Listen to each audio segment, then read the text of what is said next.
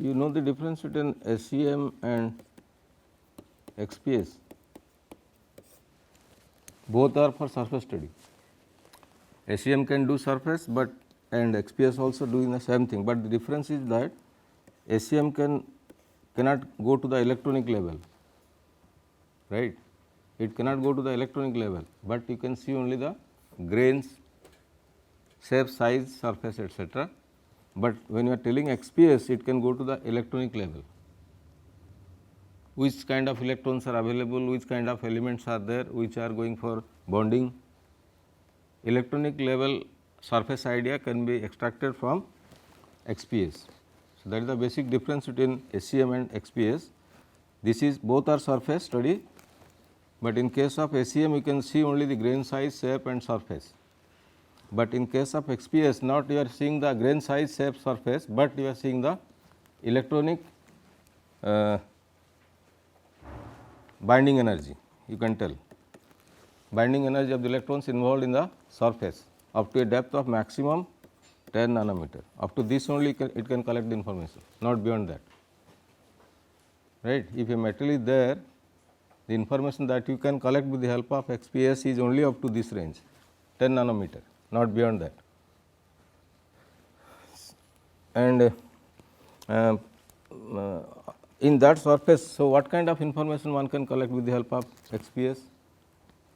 If it is electronic level information, then what kind of information one can collect from the XPS? You know about the SEM, that basically refers to particle or grain or the grains and size, shape and surface, only up to this extent.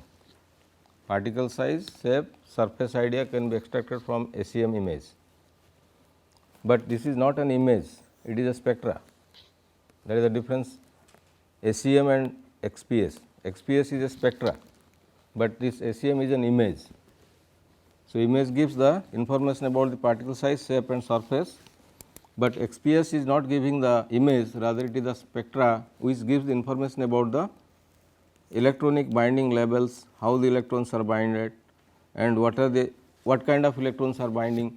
So, that will give you the idea what kind of elements are involved in the surface, right.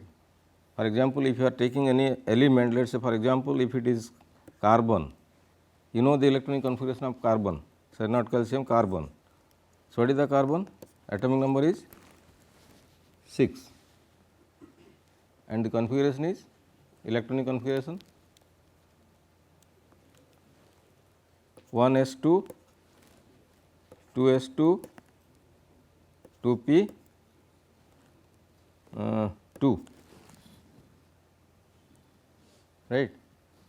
So, the outermost electron is in the p subshell and that will define what kind of electrons are there on the surface and the outermost orbit of the carbon atom, and this electron is having some definite binding energy.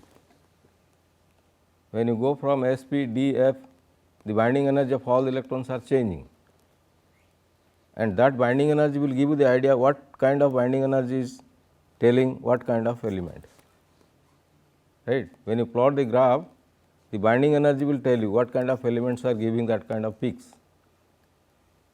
So, that will tell you what kind of elements are involved in that material on the surface up to a depth of this.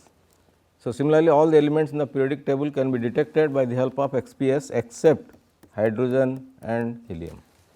It cannot be, that is the limitation. If you want to detect the hydrogen and helium, it is not possible by XPS, because the binding energy is so small that cannot be detected by this instrument limitation. These limitations are only for these two, rest all elements can be detected with the help of XPS. Hydrogen cannot be, helium cannot be, which are having atomic number 1 and 2. So, from lithium onwards you can go for XPS, but not below lithium. And so, the applications are of course many, particularly industrial application.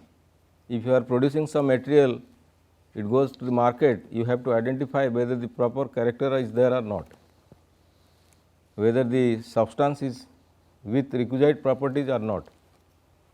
So, to do that, for example, you are producing a thin film, whether the film is having requisite properties with that or not, you should have to look the surface, because surface property is important in thin film. So, when it is surface, then naturally you have to know what kind of materials are there on the surface or what kind of elements are there on the surface, whether it is uniformly distributed all over the surface or somewhere it is many, somewhere it is less. Whether the uniform distribution of the elements are there throughout or not, that can be checked, right. And similarly, many other important applications are also there. Industrial application, basically I told you that that are many. It goes to industry like cosmetics, electronics, energy, environment, fabric, food, fuel cell, geology, glass, laser, lighting, lubrication, magnetic storage, mineralogy, mining, nanotechnology, nuclear, packaging, painting, paper and wood, plating, polymer and plastics, printing, recording, semiconductor, steel, textile, thin film coating, welding. So, it almost covers every industry. Those industries are using this technique for characterizing their material at the elementary level. What kind of elements are there in the product and whether they are uniformly distributed all over the surface or not. Besides that, of course, there are many others like adhesion, agriculture, automotive, battery, biomaterial, biomedical, biotechnology, canning, catalyst, ceramic, chemical, computer, magnetic storage also. So, it covers almost all the industries where people are taking advantage of that technique, basically to characterize the surface. And analyzing time is typically 1 to 20 minutes. Within 20 minutes you can know the surface, and the measured area is usually from 10 to 50 millimeter, the typical size. This is 10 to 50 sample size. Within that limitation you can do, but there are some limits on sample size.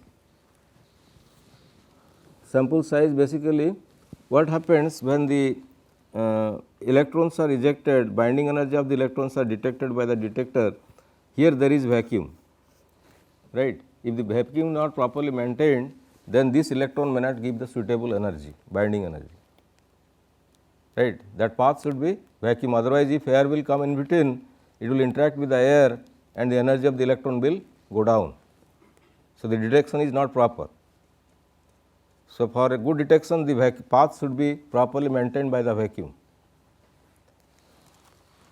and there is every chance of the degrading of the sample also. Degradation.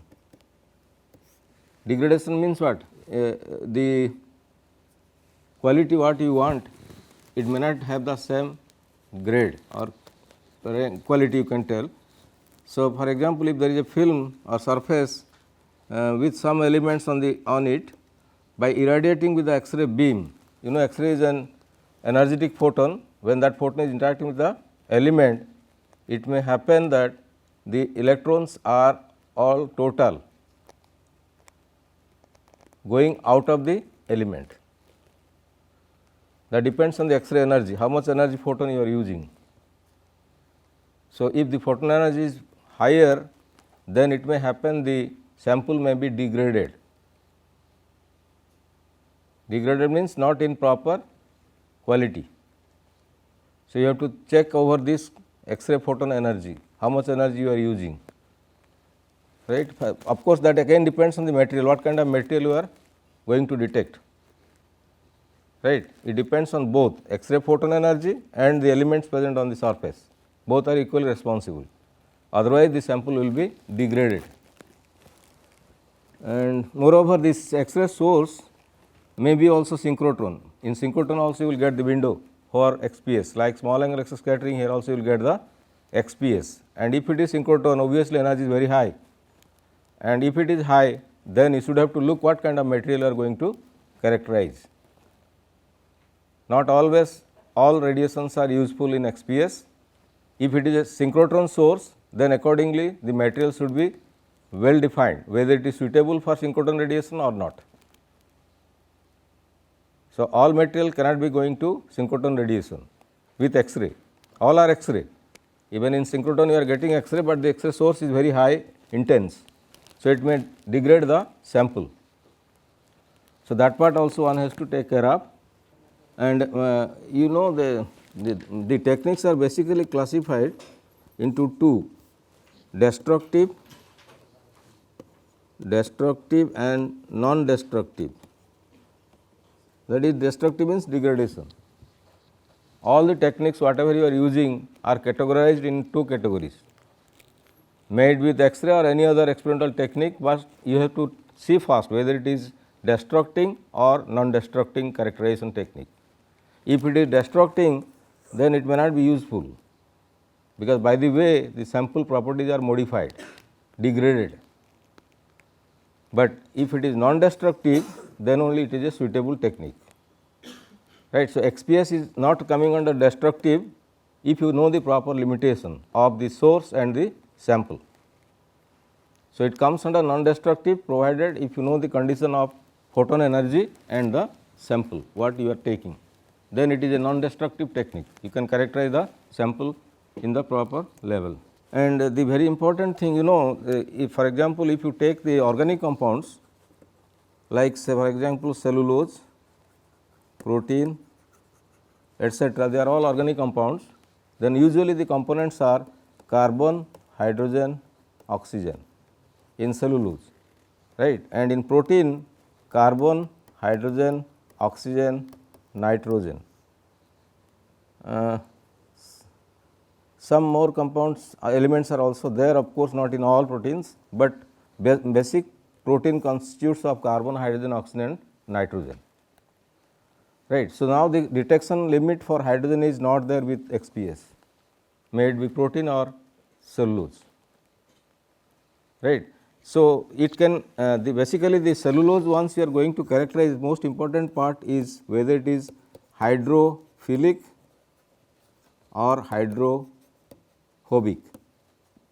These are two important things one has to see if it is cellulose, hydrophilic or hydrophobic. Hydrophilic means water taking capacity, it can absorb the moisture from the atmosphere, then it is hydrophilic, but if it cannot, then it is hydrophobic. And water all the time creates the problem everywhere. It is useful to us for living, but at the same time it creates lot many problems in the materials, right. For example, if you take cellulose fibers, like natural fibers made with cotton, jute, sisal, anything, but you can never tell that the fiber surface is hydrophobic, it is all the time hydrophilic, right. Water is automatically coming to the surface and binding with the cellulose, and when it binds with the cellulose, then the problem is that once water is coming inside, it go on reacting with the neighboring molecules whatever is present there, and that spoils the structure of the cellulose at all total. So, therefore, when you are going to take these cellulose fibers or natural fibers, you can tell natural, this protein is also natural fiber like your silk, wool, etc., they are proteinous fiber, and this cellulose is all plant fibers, cotton, jute, sisal, rami, hemp, all are cellulosic fiber, but silk and wool are proteinous fiber. So, when you go to characterize such type of fibers, may it be natural or artificial. Artificials are again many like nylon, terylene, terrycot, etc., but you have to see the surface, what the surface is, because they are all responsible for textile properties also, right. One of the most important property for the textile material, may it be synthetic or artificial, is the surface. What is the surface? Whether it is hydrophilic or hydrophobic. If it is hydrophilic, then you have to make it hydrophobic by different kinds of treatments, may it be physical or chemical, but you have to modify it, otherwise it will never be useful. You have to make hydrophobic all the time for application purpose. Once you think about the application, may it be cellulosic, may it be proteinous, you should have to look after whether it is hydrophobic or hydrophilic. If hydrophilic, you have to make it hydrophobic for application point of view, right. and hydrophilic, basically this group is creating problem. OH, functional group OH is there if it is hydrophilic, right. So, sorry, on the surface this group is there. So, when water is coming, this will bind with this. So, then it creates water inside the sample, and when it goes inside, then lot many problems are created. So, you have to avoid this group, then only it will, you will tell that it is hydrophobic, right. If that functional group will be eliminated by any way, then you can tell the surface is hydrophobic, right. And this can be done in various ways, of course, by both physical and chemical treatments. That group can be eliminated from the surface of the fiber or the polymer, natural or artificial, by either physical treatment or by chemical treatment. Physical treatment basically goes like ion irradiation. You can go for ion irradiation depending on the ion energy, it can take it out from the surface of the fiber, or micro oven radiation, that can also eliminate that group. And any radiation, whatever radiation it may be, ionic or electromagnetic, that radiation can remove this functional group OH, so that the material can be hydrophobic. And similarly, when chemical you are telling, there are many alcohols, basically alcohols are helpful to eliminate that group, sodium hydroxide, potassium hydroxide with different concentration. If you treat them, then that group is also eliminated. So, that the hydrophilic nature will be now coming to hydrophobic, and once it is hydrophobic, then you can think about the application, otherwise not. Because once hydrophilic, if you go for application, then the product will all the time under threat, may it be textile material, may it be any material, whatever may come out, but always be in threat, because water is there inside. And not only water, sometimes the hydrogen is also creating problem. Once hydrogen is there inside, that creates problem, right. So, for example, you know the problem lot many steel industries are facing now, that is called as hydrogen embrittlement.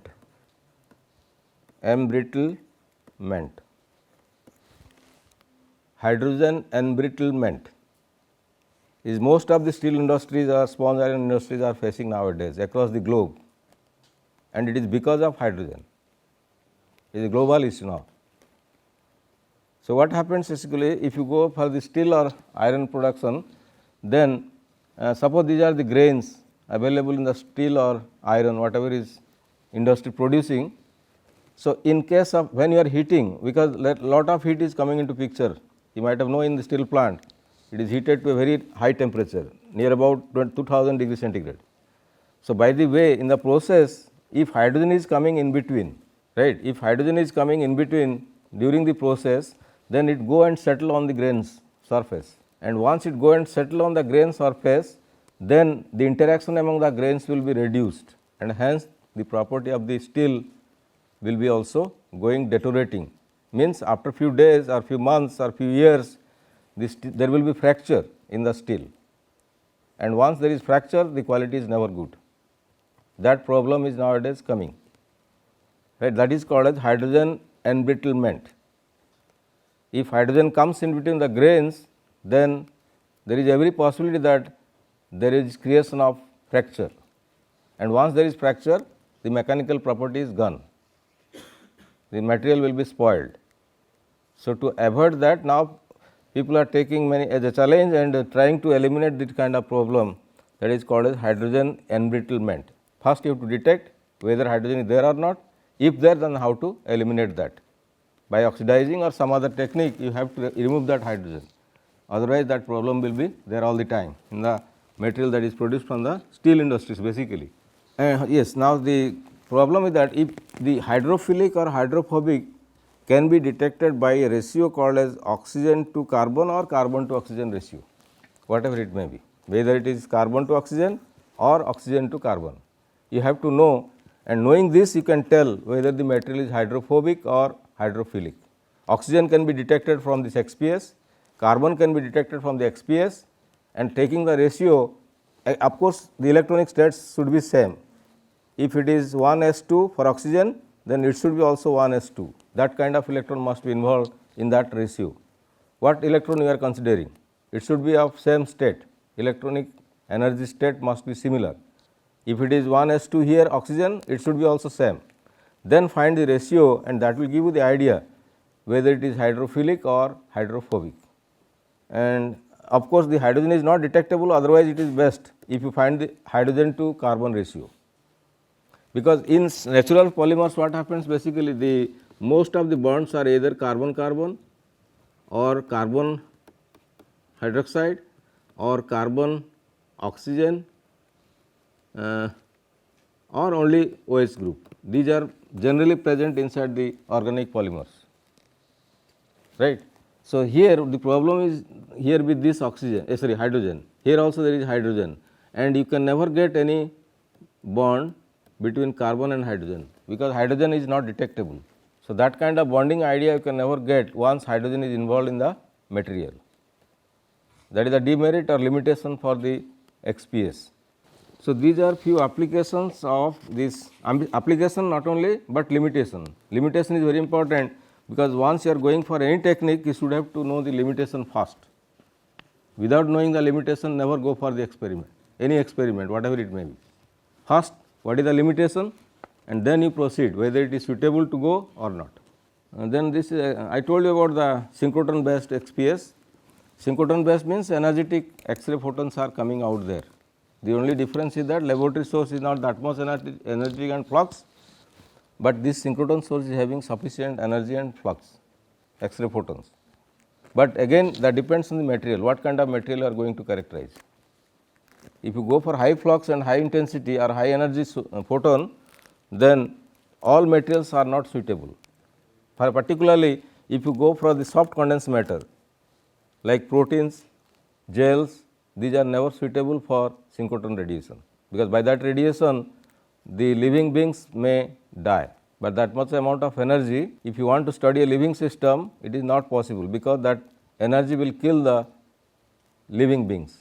So, soft condensed matter is not that much applicable for synchrotron radiation. It can be done with, you see, when you are telling soft condensed matter, basically what does it mean? Soft condensed, when it is condensed and when it is soft condensed. There are two. Condensed matter is divided into two parts, soft and hard. But how to know whether it is soft condensed or hard condensed? Hard condensed are all solids, right. All solids are hard condensed matter, but once it is gel, then it is soft, right. All the gels are coming under soft condensed matter. So, the difference is only the bonding, and soft condensed matter are viscous, whereas hard condensed matter are not that viscous. They have viscosity, because it is just like a fluid, right. It is just like fluid. Even the protein solution is treated to be soft condensed matter, because it is a fluid. So, when it is a fluid, then of course, in case of solids what happened, your position of the entities are fixed to a particular place, about that position they are vibrating. But in case of this soft condensed matter, this is not like that, right. They are not fixed to a particular place, but the distance among them is all the time remaining constant. So, they can flow like the gels, or all cosmetics that we are using are coming under that category, soft condensed matter. They are just like the gels, right. The lotions, body lotion, everything is coming under that soft condensed matter. So, to know about their property, you have to see what are the elements involved there and what kind of bondings are there, so that they will be soft or hard. If it is soft, obviously there is viscosity, one has to know the viscous property. In case of solid, that property is not required, but in case of soft condensed matter, one has to go for the viscosity, viscous property, because they are very viscous, right. And if it is viscous, then their movement, everything is restricted, molecular motion is restricted, if it is a viscous liquid. So, then now viscosity is again depending on the particle size, what are the size, shape, surface of the particles involved in that kind of soft condensed matter. So, then now to study about this type of particles, you have to do different experiments, may it be light scattering, X-ray scattering, neutron scattering, depending on the material what you are dealing. to identify their dynamics. Dynamics means they are not at rest, they are in motion, but during the motion what behavior they are possessing, that is called as dynamics. There are two kinds of scattering, static and dynamic. Static means fixed, like solids, they are static, but once dynamic they are in motion, right. If once in motion, then you have to know what kind of particles are there and what is the viscosity that comes into picture, what are the radius of gyration of that particle, everything you have to know to characterize that kind of soft condensed matter. So, but they are done usually by scattering experiments, maybe by light scattering, by neutron scattering or X-ray scattering, depends on the kind of material what you are dealing. So, these are the few limitations for this, and you understand the physics of this XPS principle. What principle of physics it follows? Because you have to know the principle, how that instrument is working. You can tell that is the physics of the instrument. Every instrument has some physics, one has to understand the physics first. So, what the physics is there in case of XPS instrument or instrumentation?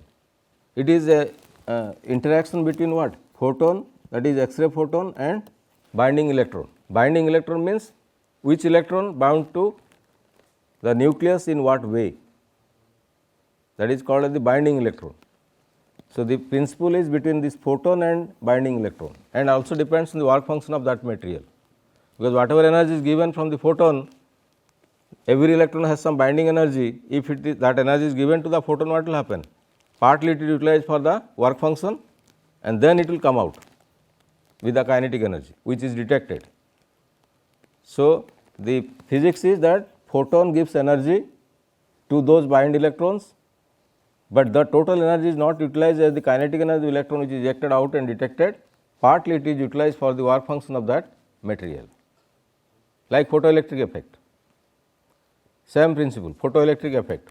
Photon comes, interact with the electron, work function takes some energy and rest energy is coming out as the kinetic energy. Same principle as that of the photoelectric effect. So, I think this is the thing that you have to know. Of course, you are not necessary to know every details of this XPS, at least you should know the technique and what it can do, right, and the limitation. Three things are very important in any technique. First is the principle of that instrument, on what principle it is working. The second thing is the limitations, what are the limitations for that instrument or technique, and third thing is that principle, then limitation, application, where you can apply, where that instrument can be applied, right. These three things are very important for any technique that you may learn, any experimental technique. Once it is experimental technique, you must give a thought over these three things. What is the principle on which that instrument is working, and what are the limitations of that instrument, and where you can apply it, whether the principle is suitable to apply or not. Then you go for that technique, otherwise do not go. So, any instrument cannot go for any characterization. Knowing all these things, you have to select whether that technique will be useful to you or not. If useful, then proceed, otherwise stop, do not proceed. Hard X-rays are energetic or soft X-rays are energetic? You know, there are two kinds of X-ray, hard and soft, right, which are energetic, hard or soft. That depends on the photon energy. X-ray photon energy will decide whether it is hard or soft. So, when you will tell it is hard and when it is soft, hard X-ray, soft X-ray, that depends on the energy of the photon, right. Hard means it can penetrate to a longer depth, that is why it is called as hard, right. But if it is soft, it cannot penetrate to that depth. So, obviously it tells that when energetic photon hard, less energetic photon soft, right. So, for medical purpose, which X-rays are used? Medical X-rays are under which category, hard or soft? You know the application, medical application, in CT scanning, in radiography, in radiotherapy, everywhere your X-ray is used. So, what kind of X-ray they are using there? Hard X-ray, right. Although its penetrating power is more, but that is useful, because otherwise what will happen, if you take the less energetic photons of X-ray, then it can kill the cells and tissues by absorption, right. If the energy is sufficiently high, then it can interact, then pass away. It will not harm the tissues or cells. But once it is soft X-ray, then absorption is more, and once absorption is more, it can destroy the behavior and property of cell, tissues, genes also. It can go to the genetic level, so dangerous, right. It can spoil the genetical behavior of the cell. So, therefore, generally the X-rays that are used in medical purpose are all the time hard, never soft. May it be used for CT scanning, may it be used for radiography, may it be used for radiotherapy. All the time they are hard. Of course, radiotherapy depends on what kind of cell you want to kill. That has to be decided by the physician. Accordingly, they will apply the dose, which dose is killing the cell, tumor cell or cancer cell, that is radiotherapy. But radiography and CT scanning all the time hard X-ray. So, these are the things that you have to know on XPS. So, obviously, it is a spectroscopic technique, neither scattering nor diffraction. It is a spectroscopic technique and you can identify the element. Once it is spectroscopy, all the time goes to elementary level, any spectra. That is why it is called as analytical method. Analytical means you are going to elementary level, right. But the scattering and diffraction, although it goes to elementary level, but indirectly you are collecting the information from either electronic or depends on the contrast, what kind of information that you need, whether it is electronic contrast or it is refractive index contrast, but it will also identify the phases or the elements present in the substance. So, now techniques basically scattering, diffraction, both are with X-ray, that is why X-ray scattering or X-ray diffraction, and the other technique are spectroscopic, and once it is spectroscopic, many are there, one of them is your XPS. So, then now basically what do you mean by a spectra? These are all spectroscopic techniques, rest are, except medical. We will go for medical application also, but before that this technique we have to finish, spectroscopic techniques, right. Then in XPS, you know it is a spectra, and once it is spectra, generally what it means, any spectra, what it represents. If you think about any spectra, may it be Raman spectra, may it be ultraviolet spectra, may it be infrared spectra, may it be visible spectra, may it be X-ray spectra. Spectra is spectra, it gives the information at the atomic level. Then what is the plot from where you are collecting the information? Plot is between what?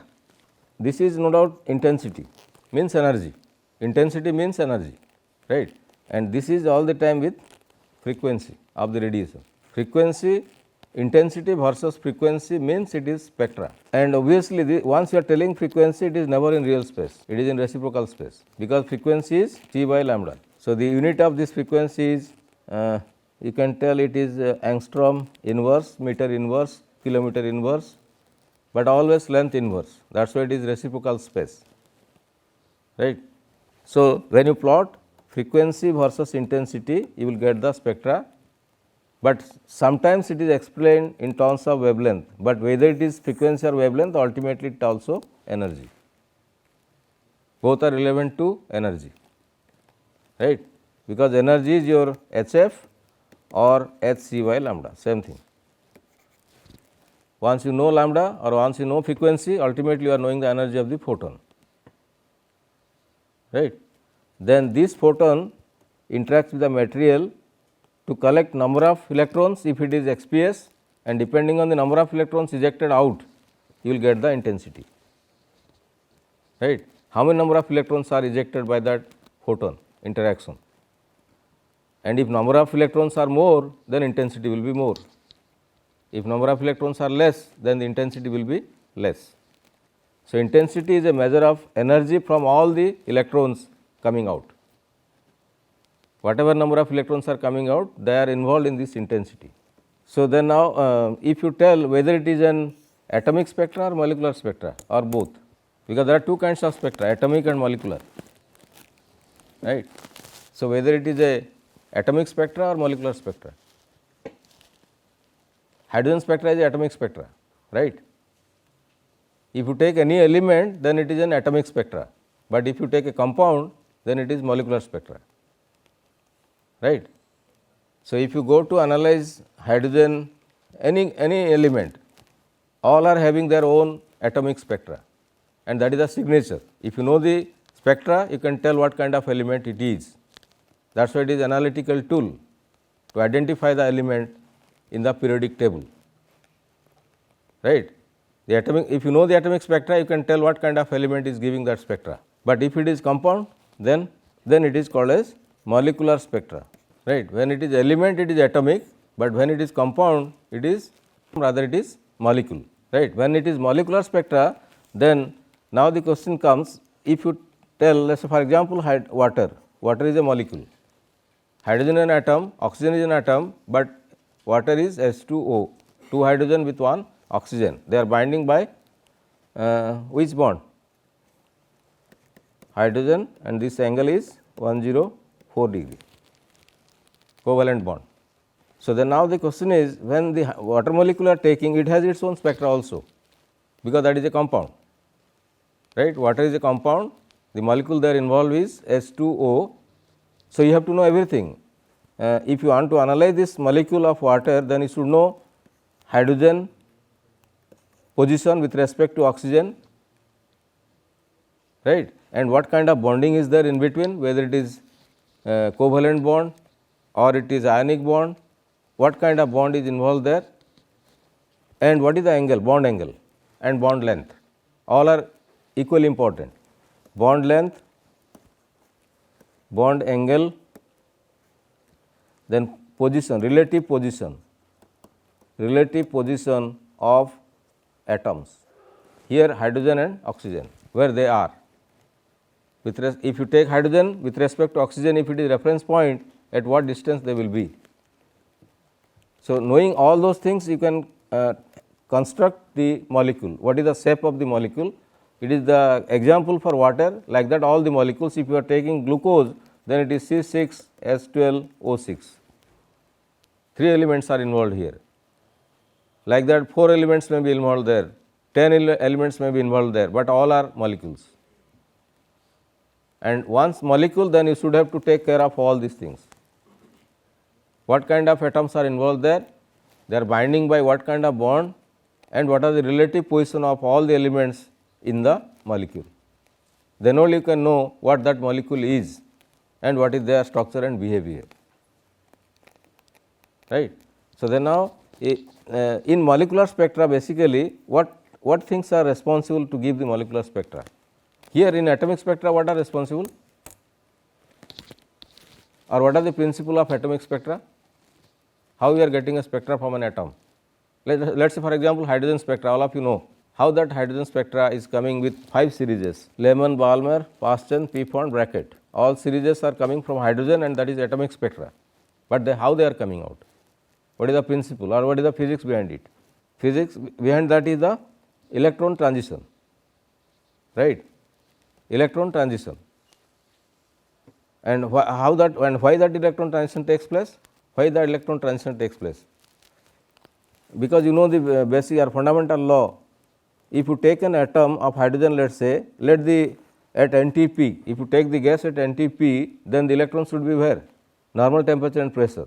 Then it should be in the K cell, standard temperature and pressure or normal temperature and pressure. Then the electron must be in the K cell, but usually you are never at NTP or STP. If it is at room temperature also, it is not NTP, not STP. So, obviously what will happen to this hydrogen? The electron cannot be there now in K cell, because it is getting extra energy from the source environment. As a result of that, it will jump to the higher orbits depending on the energy that is receiving, right. When once it is going to the higher orbit, it is unstable, you know it, because energy is not minimum, right, energy is not minimum. So, then it will try to become stable by coming back, right, by coming back, and when they will come back they will emit the radiation. These are the spectra, right. Of course, the transition rules are there, selection rule. Any electron cannot go to any orbit or any energy level. It should satisfy the quantum selection rule. Then only you can tell electron can go where and what kind of spectra it will give. So, these are all basically you can tell the stability. Atomic spectra, molecular spectra, everywhere you will get the stability. Always every system tries to become stable, may it be atomic or molecular. If it is not stable, it will try to possess stable by possessing the minimum energy. All the processes, whatever you are learning in physics, chemistry, biology, they follow the same principle. Every system always tries to become stable by possessing minimum energy. So, if it is not stable, obviously it will try, and these are the processes going on in this universe, right. May it be physical process, chemical process, biological process, all are following the same principle. If it is not stable, it will try to become stable, and how it is possible? By possessing minimum energy. So, so long as they are not possessing minimum energy, the process will continue. Once stable, then it is freezed, no further change, because it possesses the minimum energy. Till that time it will continue, right. For example, you take the example, for example, if I will take water, let us say there is water in a beaker, right. So, is it a stable process or unstable? The energy there in water is stable or unstable? You take some water in a beaker, whether it is a stable system or unstable system. It is a system, right. It is a system. System means what? It constituting of molecules or atoms with definite space. Boundary must be there. This volume must be definite, then only it is a system, right. So, here water molecules are there and the volume is definite.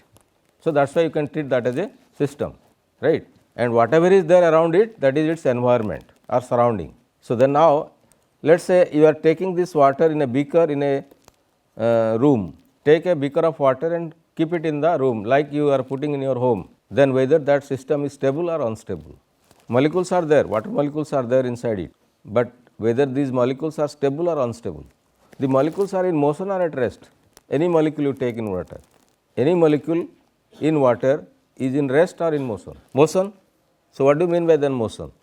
Stable or unstable? Once the molecule is not coming to rest, you cannot tell it is at stability. So, when the molecule will come to rest? If you freeze it, right, that is freezing. So, when you are doing freezing means you are minimizing the energy, because you are removing the heat energy. As a result, what will happen? Freezing means what? You are taking out the heat energy, right. If you remove the heat energy from water, then it will freeze, and once you are freezing, then you are minimizing the energy. So, water in general is not stable, steam is not stable, but ice to some extent is stable, provided if you are maintaining pressure and temperature, because these are the very important things that one has to note. A system will be stable under which condition? Environment, right, depending on the environment. Because for example, if I will tell water molecules are moving and it is freeze to ice, but if you leave the ice in the open, then you cannot tell it is stable, right. It will start melting by getting heat energy from the environment, then how it will be stable, right. If you are maintaining the pressure and temperature so that it will all the time remaining the same state of freezing, then only you can tell it is stable. Once environment is interacting with any system, it is never stable, right. Environment means whatever is there around the system, and environment consisting of all air, water and many other polluting things, they are all coming into picture. So, therefore, when this environment is interacting with this, all the time it is unstable, it cannot be stable. So, if you want to make any system stable, you should have to select a isolated place. Isolated means it is should not be interacting with the environment, and if it is interacting with the environment, it can never be stable. So, this is the difference between the stable and unstability, but yes, the most important part is that if in case of molecular spectra, like for example, UV and IR, they are molecular spectra, right, ultraviolet and infrared, both are molecular spectra, they are not atomic. So, then what kind of information generally we are collecting from UV and IR. Why people are going for UV spectra and IR spectra? Molecular level information, obviously, because they are all molecular spectra. Ultraviolet or infrared spectra are all molecular spectra, but then where you are using UV and where you are using IR, that one has to know why you are going for UV and why you are going for IR. This IR is basically for functional group. You want to know, like for example, if there is OH group or not, then you go for IR. Any functional group, if you want to know, the best option is the IR, infrared spectroscopy. So, the functional group information at the molecular level can be done with the help of IR, but the bonding, what kind of bonding is there in that molecule, if you want to know, then you have to go for UV, right. Bonding means again that involves various kinds of possibilities. There is rotational, vibrational motion, all this will control the UV. Rotational motion, translational motion, then vibrational motion, all are involved there. What kind of motion is giving what kind of bonding. So, those bonding information you can collect, bond length etc., from this UV. So, if it is even hydrogen, water also you can tell what is the bond and what is the bond length and what is the position, so that you can know the bond angle also, and these information you can collect from UV. Bonding information if you need for any compound, then UV is the option. But functional group if you want, functional group means like OH or COOH, many functional groups are there, right. If you want to know about the functional group, then IR is the best option. So, depending on what kind of information you need for the compound, you have to select whether UV or IR, but both are molecular spectra. And then similarly, the Raman spectra is also a molecular spectra, it is not atomic, right. Raman spectra is also molecular spectra, but then what is the difference between this Raman, IR, UV? These are not X-ray spectra I am telling, these general spectra, these are not X-ray spectra, but these are all spectra depending on the radiation that you are using. And in case of Raman, what kind of radiations are generally used? For Raman spectra, what are the radiations used there? Visible or invisible? First thing, it is visible. Then what kind of radiation? It is ordinary light or laser? Obviously laser, because if it is ordinary light, divergence is there, it will affect a lot, right. Divergence property of light will influence the Raman spectra. So, it should be monochromatic. And what is the basic character of a laser source? How it is different from ordinary source?